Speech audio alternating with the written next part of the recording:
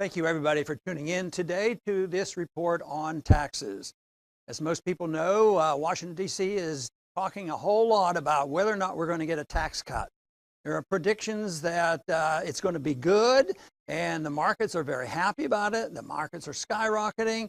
But the Secretary of the Treasury says if it isn't passed by the end of the year, at the end of December, it's going to do tremendous damage to the stock market. Well, I wonder whether the tax cut will save us from an adjustment in the stock market. But anyway, there's a lot of attention given. There's a lot of proposals. And I like the idea. I'm all for tax cuts. I want to get rid of the income tax and a lot of other things. But to tell you the truth, I have a lot of reservations about the success of this tax cut because I've seen this happen before. And there's a lot of arguments going on. And I think there's some shortcomings that indicate that it might not get passed. It's sort of like the legislative difficulties of passing and repealing Obamacare, and that didn't work out so well, and it's on again, off again. And I just think that tax cuts are going to face a similar problem in the Congress. You know, and we can't be totally convinced where Trump actually stands on that, because one day he'll be working with somebody and say that they're against me on taxes, the next day he'll be with them. So that raises some questions about it. But I think there are some definite reasons why I tend toward pessimism of this being very successful. First thing is they have a rule that they're supposed to follow, and it's called revenue neutrality, which means that if you cut somebody's taxes in one area, you have to raise somebody else's taxes. So there's no intention. They don't even pretend to cut taxes. And there's no sincere effort to cut spending. So it doesn't work very well. But sometimes they will go along and they will try to cut taxes, and it increases the deficit. And they say, well, what will happen is there will be a thing called dynamic scoring. If you just cut the rates, there'll be tremendous increase in the economy that will generate new revenues, and everybody's going to be happy. We can get rid of the deficit we have, plus what's left over, and we can keep cutting taxes. But that has never worked out very well. And I think that what we have to realize is that the country's bankrupt, and nobody wants to admit it. So when they tinker around with trying to adjust medical care or taxes, they don't want to admit the truth that this country is bankrupt and we don't have enough money, and that's why the arguments are going on. We have been living beyond our means for way too long, and there's no real serious attempt to say, well, we ought to live within our means. And we live in a society right now where productivity has decreased, so you can't keep paying these bills if you're not producing enough. The cost of living is up more than the government will admit, and that is a problem. We have now a national debt of $20 trillion, and that's going to continue to go up. And there's estimates now in a couple of years, it'll be $22 trillion. But then there's the unfunded liabilities that not too many people worry about, because that's down the road a bit. And it's way over $200 trillion of unfunded liabilities.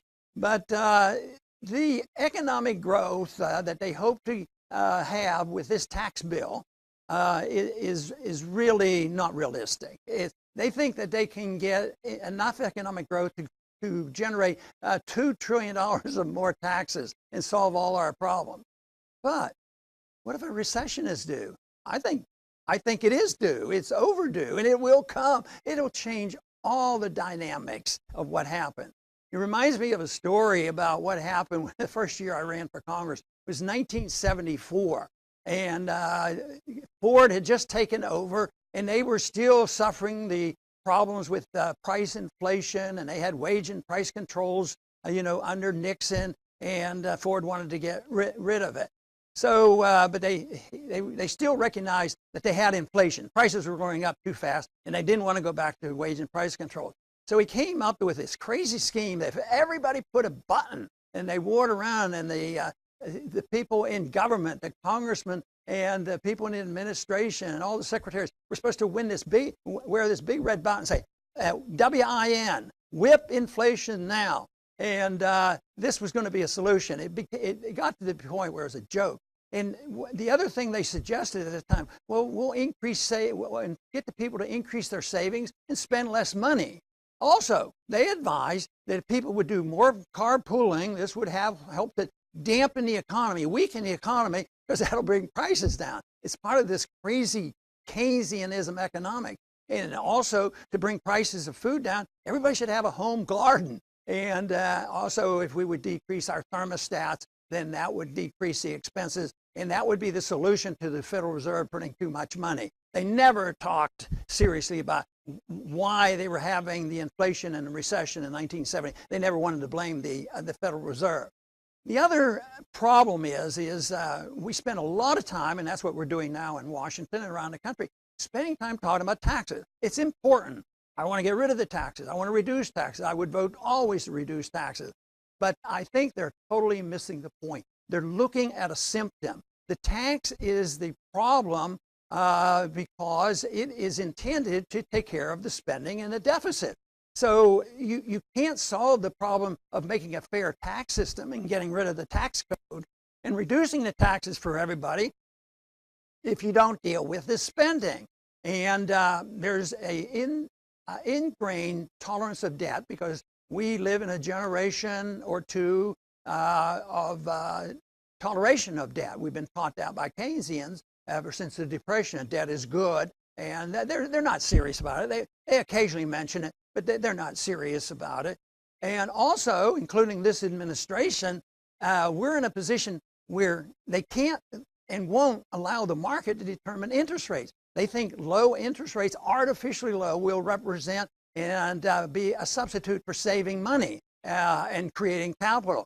But low interest rates will continue. That means that tinkering with the tax code is not going to solve the basic problems that our economy faces. The welfare warfare state is accepted by both parties. And the love of liberty is not doing so well in Washington. I think it's alive and well in the country, and there's a nucleus of people who know exactly what's going on. But in Washington, it's the welfare warfare state that drives everything that they do. But they will, I think, pass something, and some taxes will go down. But we don't know how much, and I'm just arguing it's not going to be a panacea. It's not going to solve the problem, even though we should lower the taxes.